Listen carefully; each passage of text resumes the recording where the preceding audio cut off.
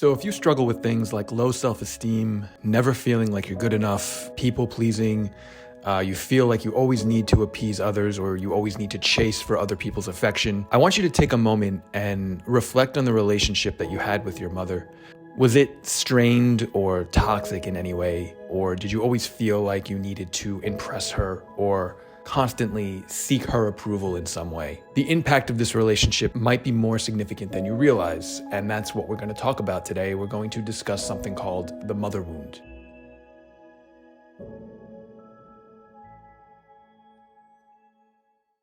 Our relationship with our mother is extremely crucial in our development. She's the first person that we ever interact with. She's the first person that we learn to relate to and we learn how to form a bond with. This is how we literally learn to relate to people and the world around us. It develops our whole sense of self, essentially. And our relationships in early infancy will always show up again in the way that we form relationships in adulthood. And since our relationship with our parents is the very first way, the very first relationship where we learn how to do this, our ego is going to develop dependent on that relationship. So if you had a very narcissistic, abusive, or neglectful mother, this is going to have an effect on your sense of self and the way that you relate to yourself and other people. The mother wound is the trauma that you have endured from the relationship with your mother, or it can just be a female caregiver. Or even if you didn't have that at all, like if you didn't have a mother figure at all, just the absence of that in itself can be a mother wound. You see, this strained relationship can really dictate your own behaviors and the way that you navigate through life because we're not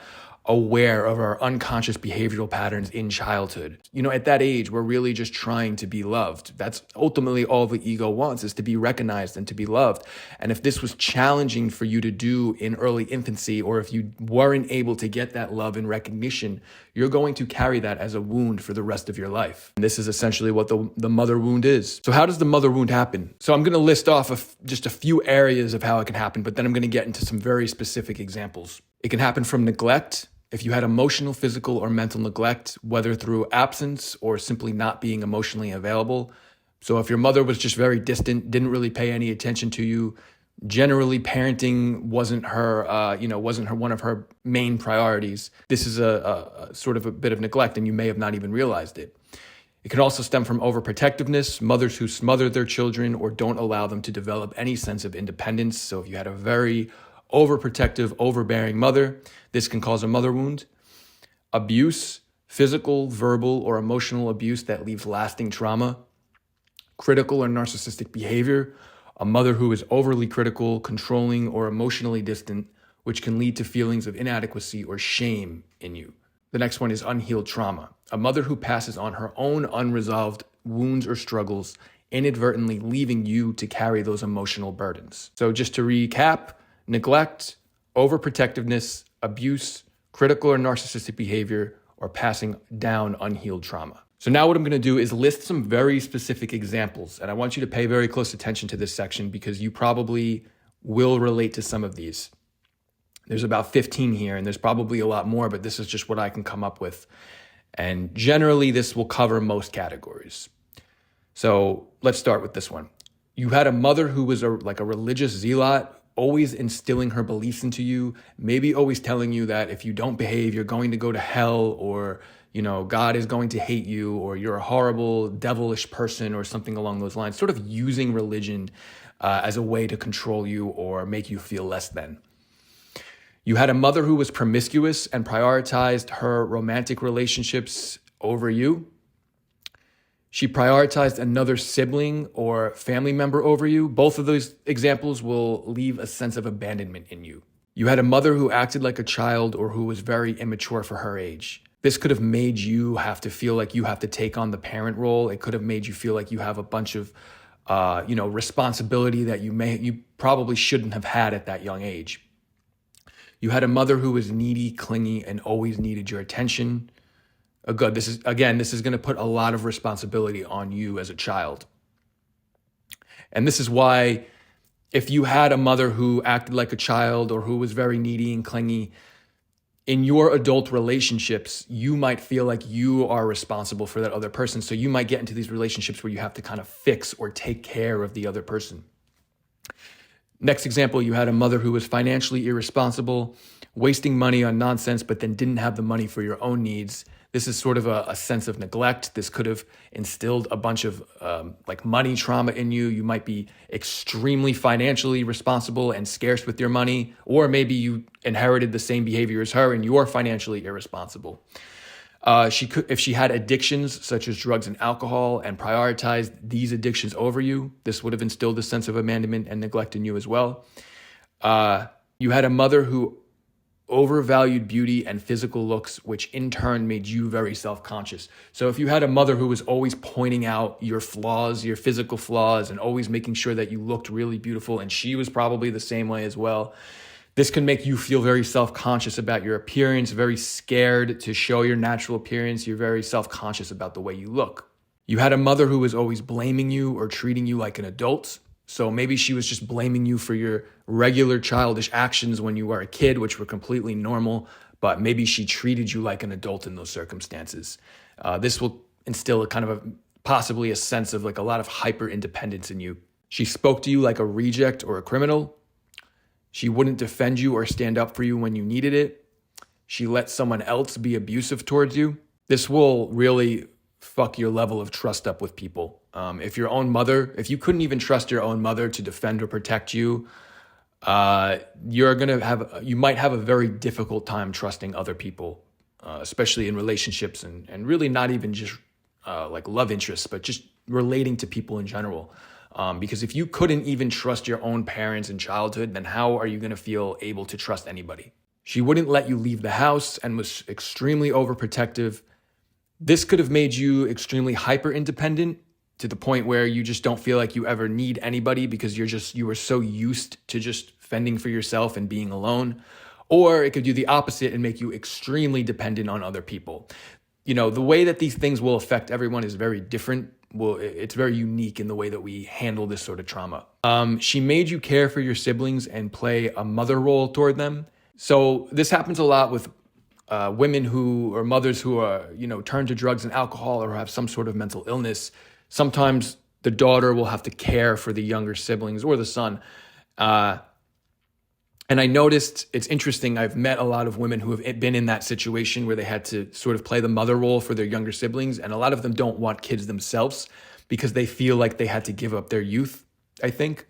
So any situation where you had to give your youth up in any way, if you had to play that sort of role of the responsible parent, like if you had a very immature mother, if you had a mother that was addicted to drugs and alcohol, and you had to kind of play that role of the responsible person in childhood, you might feel like your childhood or your youth was robbed from you. A really good example of a mother wound it's an extreme example, but it's Stephen King's movie Carrie, if you're familiar with that. Basically, the mother was like a lot of these examples I just listed. She was like a religious zealot, and she locked the daughter in the closet and stuff like that. And I just think that's like a really great depiction of a mother wound. I mean, I'm sure there's many, and that's just the one that I can think of off the top of my head right now. So these dynamics that you had with your mother, they're going to shape your emotional and psychological development.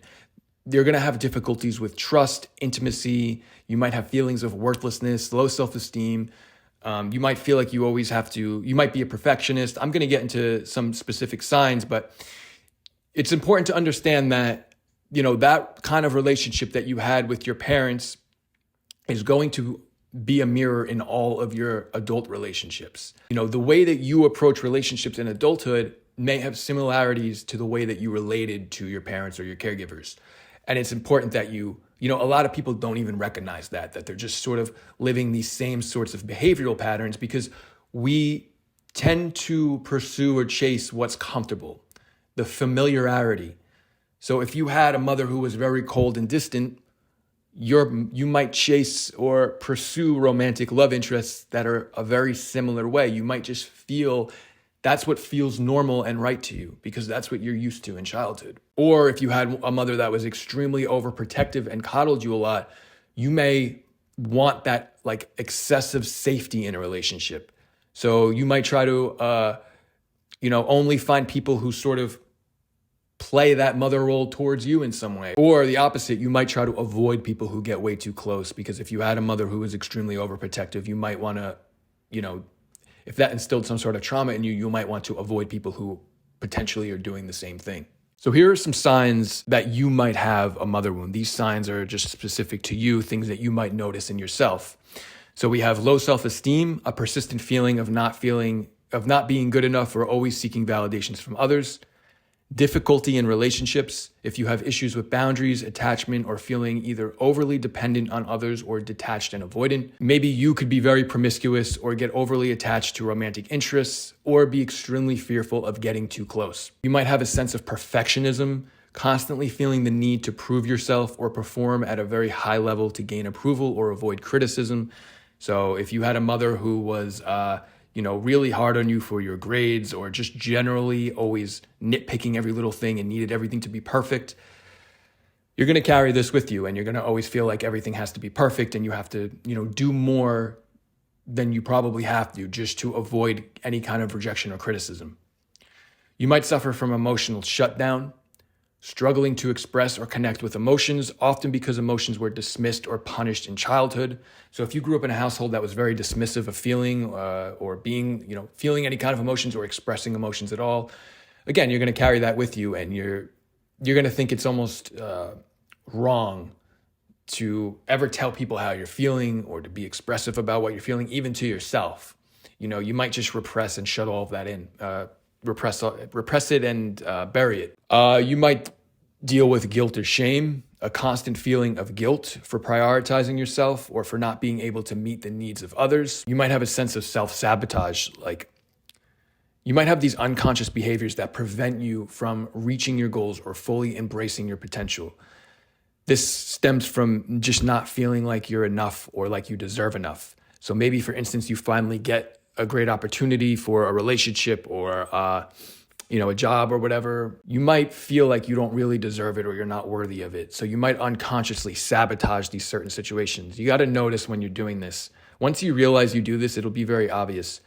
And this just comes from, your mother potentially making you feel like you are not worthy and you don't really deserve anything good. So as I often say, a lot of this work is about changing your perception and the way you see things, and not so much actually having to change your physical circumstances. So this doesn't mean that you necessarily have to involve your mother in this kind of work, although it can be very helpful. But sometimes our mothers can be so narcissistic and difficult to deal with, and they don't want to take any accountability. And that's out of your control. Or maybe you just don't have any contact with her. Maybe she passed away. So in order to effectively do this work, you don't necessarily have to have any kind of, your mother doesn't have to be involved in this. Because sometimes you'll hear certain people telling you, you have to have a relationship with your mother. She's your mother. You might get very traditional religious folks telling you this. Like there's just no other option. It's your mother and you have to love her and have her in your life no matter what. And I'm here to tell you that I definitely don't think you do. I don't think it's good advice. I think it's more important that you do everything that you possibly can in your control. Like you do your part, but then you accept when you have and you leave it. If someone else doesn't want to work with you or take any accountability or try to work on a relationship, you do your part, and then you have to just, at some point, you have to walk away and distance yourself. There's only so much you can do. You can't change another person's actions. You can't force her to take accountability if she doesn't want to. And with all of this type of work, you're not going to discover any immediate resolutions or solutions right away.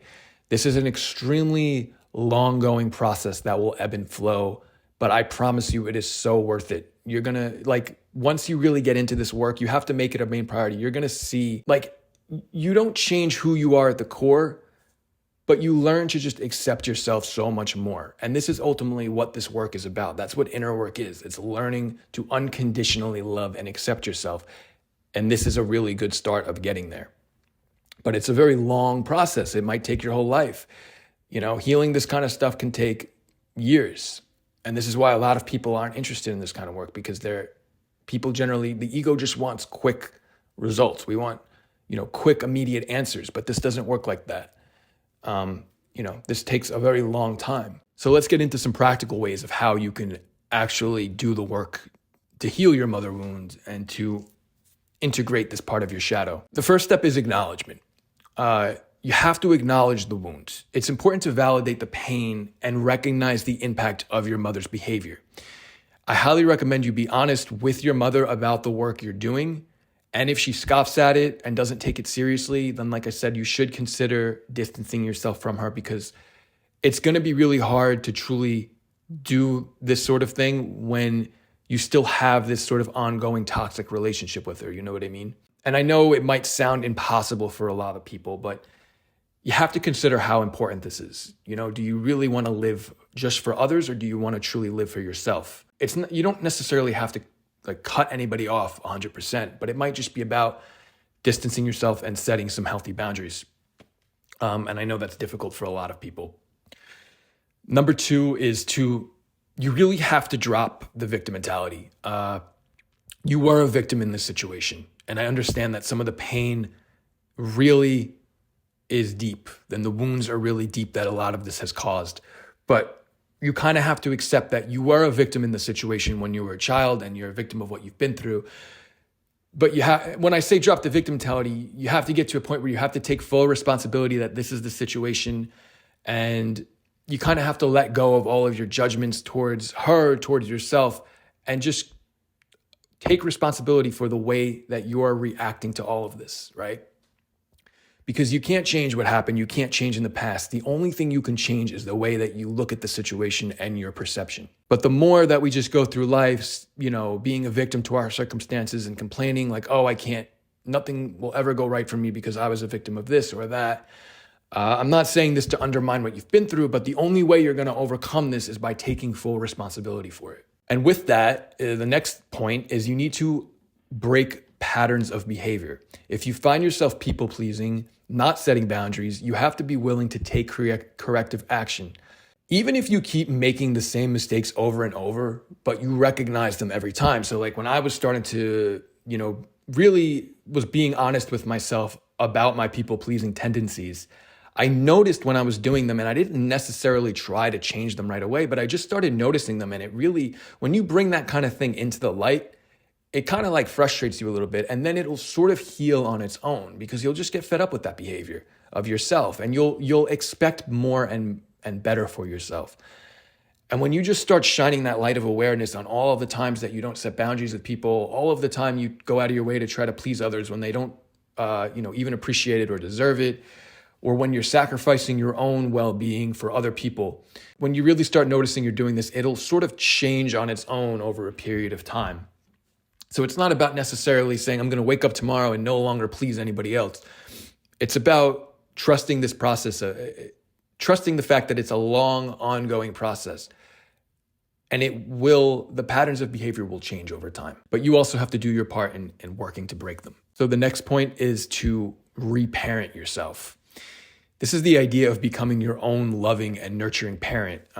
This involves learning to care for yourself emotionally in ways that were not provided by your biological mother. Really, this just involves a lot of being there for yourself in those times where you feel like that trauma is surfacing. Like, let's say, for example, and it'll happen in a lot of ways. It can happen when you're having interactions with your mother, but it can also happen when you're having interactions with people that remind you of your mother, or that bring up those familiar feelings of you feeling like a little kid again.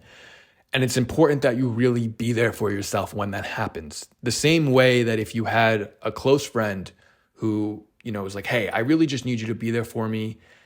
Can I just come over for a bit? And they come, and maybe you guys don't even really talk about anything, but you just sit there with them and you just be there for them.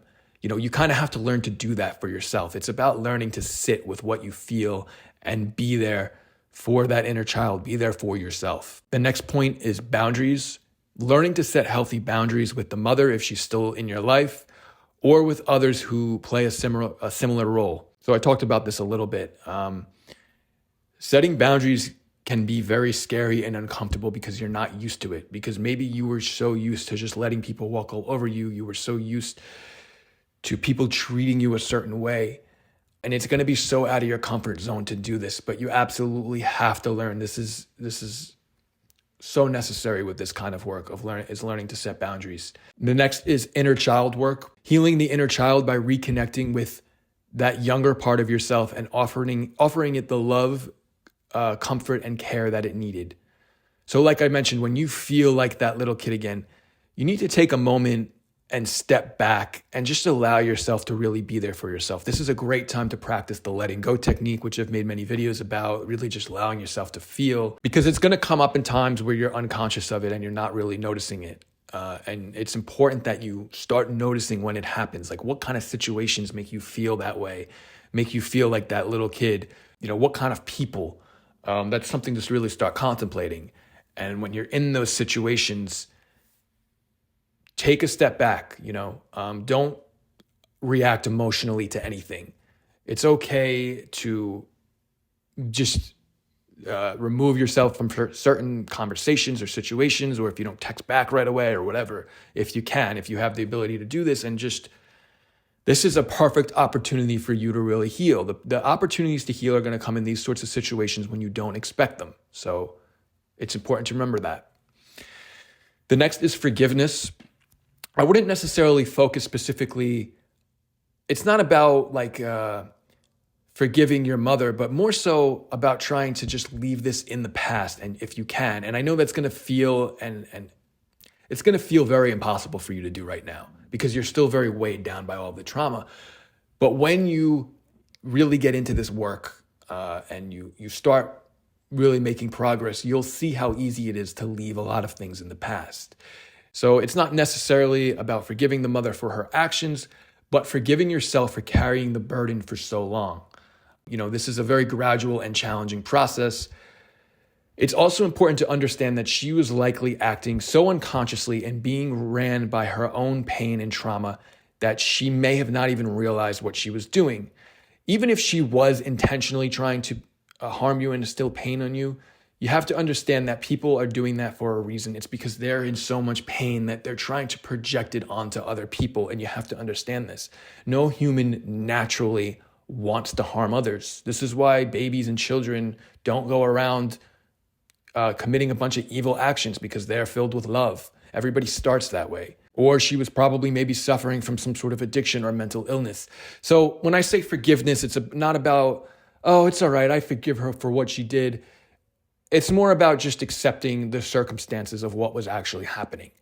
Looking at it very objectively without judgment, and just understanding that this is the situation and you're going to find the strength to overcome this. It's important that you build your own self-love and self-worth, meditation routines. It's important that you make sure your physical and mental health is taken care of. Just start there, taking care of your body, making sure you have a clean living space, you take care of yourself, you're clean, this sort of thing. This is a great way to really parent yourself. And then you can focus on the emotional healing the emotional issues. Support groups are another one. It can be really helpful to find people who are going through the same struggles as you. And not just with this work, but with anything. If you're trying to learn how to play an instrument and you go and you're with a bunch of other people who are learning how to play, building these little communities can be extremely helpful in just generally getting better at this kind of work or with anything. And it can also make you feel a lot less alone. Support groups are particularly important with this type of thing, because finding people who have been through the same situations as you, you can sort of have this sort of community bonding and healing going on, and you can help each other to grow and to overcome it. So these circumstances, this mother wound, this trauma that you're dealing with, as I say with everything, it's all just a story in our mind. Our entire life is just a story. It's just thoughts in our head. And it's emotions that are stored in our body that are weighing us down. I know that might sound like I'm minimizing it, but that is the reality. You have to understand that this presence is all that there really is, this eternal present moment.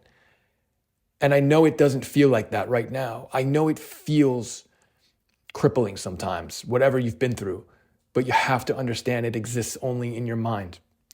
And when you can start to feel let all of those emotions go, the story will kind of go away with it. I've spoke about this in my letting go videos. Feeling is a huge, huge tool in trying to deal with this. You have the power to heal and change the narrative of that story. And when you start healing, you'll be able to do that more easily. I mean, it's not easy, especially at first, but it's a very interesting journey of self-discovery, I would say. You're going to learn so much about yourself, not just the relationship with your mother, but in all areas of life. You're going to see how strong you are, what you're capable of. You're going to learn a lot. It's the most rewarding journey. It's the best thing that you can give yourself, better than any thing you can get in the world, any relationship, any job, any substance you can take. This work is the most rewarding thing you can possibly do on earth. I guarantee you. And this starts by acknowledging the pain and being completely honest with yourself about everything. So those are my thoughts on the mother wound. I really hope this was helpful. I'll post a few journaling questions below. Please consider supporting me on Buy Me a Coffee. If you want, it's a donation platform. I'll put the link to that below. I'll also post some resources that can help you understand the mother wound a little bit more. But yeah, really just getting started is just by acknowledging everything. I would suggest sitting down and really making a list of the ways that your mother hurt you, the dynamic of your relationship. And this might not be something you can do all at once, but it's something that will, over time, you'll have little ideas. So that's why it's good to keep your phone and you can put notes in your phone when things come up. Journaling is a huge help. And also sharing with other people if you have any trusted individuals in your life that maybe are also on a similar path or are here to support you. Anyways, let me know what you think. I'm going to sign off now. And thank you so much for joining me as always. And I hope to see you in the next video.